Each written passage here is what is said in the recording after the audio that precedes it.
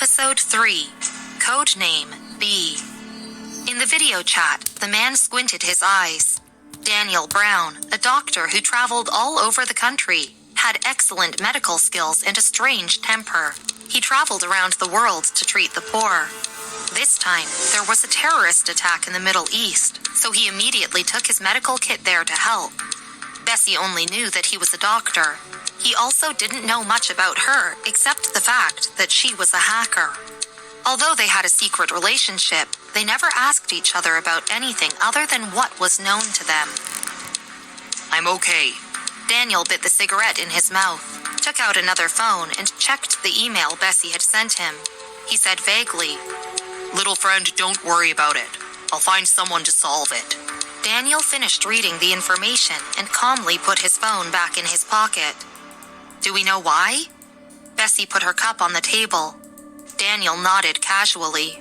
Bessie grabbed the towel she had thrown to one side and laid her legs on the table on the other side. Her movements were light and yet slow. She continued brushing her hair and said, Whatever. Don't be disappointed. When you're as good as the hacker B, who has been circulating on the internet recently, I will show you the outside world. Daniel casually reassured her. Bessie, a girl full of thorns, bad grades, and good for nothing, as described by her mother, was actually a mysterious hacker with a secret phone and computer. Bessie and Daniel were discussing an experienced and skilled hacker hiding in the unknown depths, named as B. A code name, unknown gender, unknown name, unknown age, unknown appearance. 3 months ago, they had lost contact with 7 undergraduates overseas. The embassy communicated with foreign ministries, but the investigation did not come to fruition, as it concerned military satellites. It caused an uproar locally, as tons of people took to the internet to voice their distress. Just as the embassy members were out of ideas, a hacker appeared out of nowhere and disabled the military satellite system of that country. Not much was known about the hacker, except that the person used the code name B. An ordinary hacker who had never been known in this field had suddenly become as famous and popular as the top 5 hackers. And he was now being looked into by the Interpol. From then on, the codename B practically became synonymous with mystery and was hailed as the pioneer of modern hacking. There were too many different versions about the story of B, but no one was truly able to find any instrumental clues about this person. Bessie did not look up. There were no outsiders around her, and her legs were casually propped up. In the light, her hands holding the towel were so pale. So early? Daniel smiled and thanked the passerby who said something to him. His eyes returned to the phone screen, and he paused for a moment. Just as Bessie was about to click on the link, he said, Bessie, you're in a dangerous situation right now. As the night approached, Chicago looked mesmerizing, with sparkles of city lights all around. But the lights in the school doctor's office were dim and soft. The girl rested her cheek against her left hand as she sat opposite the doctor. The painkiller can only alleviate your toothache. You'll still have to go to the proper hospital tomorrow, the young person said as he wrote on a medical record. Hand this over to your teacher and ask for a leave of absence tomorrow. The young person looked simple but pleasant, and his hair had some silver highlights. Thank you. The girl gave him a grateful nod as she scanned her school card, but still looked a little weary because of the ache. The young person waved his hand kindly and looked towards the back. Grandpa Clark. As the girl turned around, she caught the corner of the couch in her peripheral vision. A hand was resting on the side of the couch. The fingers were draping downwards naturally, the joint segments pronounced, like a very artistic hand. The young person touched his earpiece and quietly said, It's already 8. Is the task through this time? Michael Clark was up to something and hadn't slept in days. He gave a tired acknowledgement. Went to look for Robert's soup. He didn't explain further. His actions had always been kept rather secretive. Even Sir Joshua Clark wasn't too sure what he was onto. He got up with the support of that hand on the couch. His eyes were too beautiful. They charmed others even when he wasn't smiling. Just like a rose at dawn. A while later, he casually said, Go home. The young man quickly walked before him and stood there respectfully. Grandpa Clark of the Clark family was the devil incarnate of the city. At 16, he started a firm and handed it over to his older sister in the due course of time. The enterprise was now one of the top 5 firms in the country. At 17, he was suddenly inspired to research robots with a group of like-minded people, and these robots were now exhibited internationally. At 18, he tried out being a police officer. A few years later, he decided to become a surgeon, and this surgeon was different from the rest. He only took up 1 operation a month, and still, the quota often went unfulfilled. There was no other reason except that his hands were hailed as the hands of God. He refused to stay on in that place too and ended up in an ordinary school as the school doctor. And he was different from the rest yet again. He got an assistant. The assistant did his daily work for him. He was the descendant of a wealthy and powerful family, but he never joined the military, politics, or got involved in business. He never even attended classes in foreign universities in which he was technically enrolled. He was so different, so unambitious, unlike the other members of his family. Grandpa Clark was one of a kind, and no one dared to mention him. As he was the son of Sir Joshua Clark, and Sir Joshua adored him so very much.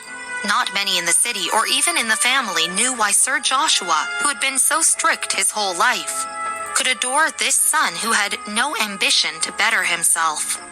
Soon, the school doctor's office was locked. The girl was stunned with the medicine in her hands. A short moment later, when the figure had disappeared, she finally snapped back and held on to her aching cheek. The next morning, Bessie went downstairs for her breakfast in low spirits. She had slightly puffy eyes, possibly a sign of lack of sleep. "Our driver will take you to Bright Bow High School later." Grace put her spoon down as she looked up. "I'm taking your grandma to the specialist later." When Anne first went to school, Grace would drive her there herself, but she wasn't doing the same with this one. Grace clenched her jaw as she thought about having to deal with the gloating Smith family relatives. It was all Bessie's fault for being so disappointing. If only she was just 1/10 as good as Anne. David had newspapers in one hand and his cell phone in another as he walked towards them from the living room. Grace asked what the matter was. David didn't look too pleased. "It's about Bessie." He looked towards Bessie apologetically. "Uncle apologizes. Director Moore just gave an answer and said you probably won't be able to get into Bright Bow High School." Grace's fingers tensed up. David's words made her feel embarrassed. Anne finished her milk and carried her school bag that Aunt Ruth handed to her. When she got up, she looked at David with her head tilted in confusion. "Dad, it's not hard to get into Bright Bow High School. Why can't Bessie get in?" She looked pretty and adorable as she asked innocently. Grace's fingers shook as the housemaids around her shot her weird glances. She felt humiliated. "Go to school first. You're about to be late."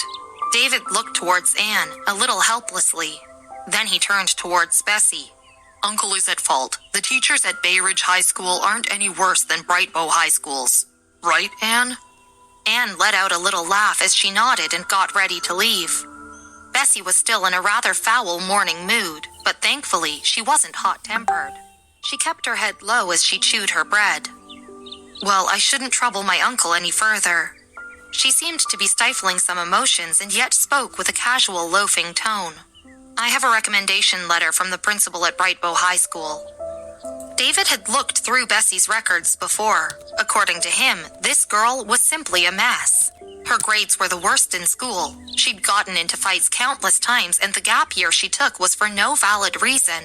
While Bright Bow High School was very particular about the promotion rate of their students, Bessie's study history was simply too horrible. Director Moore couldn't bring himself to accept her. He knew that Bessie wasn't the most favorable choice, but didn't expect her to fall short enough that Director Moore wouldn't take her in. He thought about finding a private school instead, but things were getting odd now. Anne stifled laughter as she turned to ask, "You said you have a recommendation letter from our principal?" Bright Bow High School had been a renowned elite school for the longest time. Anyone who could work their way up to become the principal was certainly somebody with a powerful background. Even David had only looked for Director Moore. Bessie's background was no secret. How could a girl like her, with no social network or achievements, be able to get in touch with the principal of Bright Bow High School? Yes? Bessie looked up and responded succinctly. She leaned backward, reached into the bag hanging off her seat, and felt for the white envelope. Enough! Grace slammed the table and yelled, Who taught you to lie? Stop making a fool out of yourself. She'd subjected herself to shame by asking David for help regarding Bessie's matters, not expecting her daughter to go overboard. She was still worthless, and nothing had changed indeed. Mom, watch your health. Anne turned around and patted her mother on the back. She hesitated before saying, Maybe Bessie really has our principles. Grace scoffed. She's done so many ridiculous things before. Don't you speak up for her. Grace never got over the fact that James had threatened her to take Bessie along back then. Thomas came back and sensed the odd atmosphere. He smiled. What's going on? Anne went to Thomas and briefly told him about it. It was a pretty absurd matter. Bessie finished her porridge, held the letter in her hand, and carried her bag. She got up. I'm going to school. She was wearing a plain white tee, and she walked out of the house without a rush. She practically didn't give a hoot about what had just happened at home. Grace was left fuming. Did Bessie really leave for school? Or was it just an attempt to get away from all the toxicity around her?